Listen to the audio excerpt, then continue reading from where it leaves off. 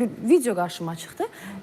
Hər zaman deyən, gülən, pozitiv ruhlu Gülnarın bir kəlməsi məni çox təsirləndirdi. Yalan deməyəcəm, kövrəldim. Və Gülnar sadəcə bir etiraf eləyir.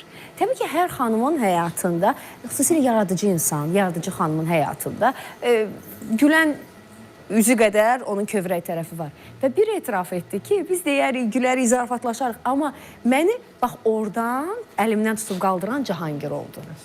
Bax, indi də deyirəm, bir qəribə hisslər yaşayıram. Bunun üçün mən Gülnarı sevən hər kəsin adına sizə təşəkkür edəcəm. O mərdliylə, o hər zamanda üzdə göstərdiyiniz o pozitiv, müsbət enerji ilə. Könül xanım, biz siz necədir? Yenə də üzr istəyirəm, bizim böyüklərimiz əyləşib.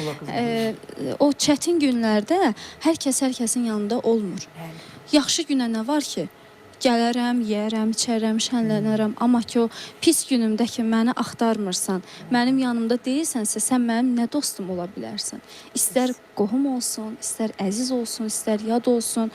Yəni, o mənim o çox çətin günümdə, o pis anlarımda mənim yanımda atam, anam və Cahangir sağ olsun. Həqiqətən o üz döndərən dostlarım, üz döndərəm o necə deyim, indi hal-hazırda sənətdə olanlar mənə üz döndərdi. Amma Cahangir necə deyim, o qəpiyə calayırsan. Bax o vaxtdan biz bir yerdə bir uğura qədəm atdıq.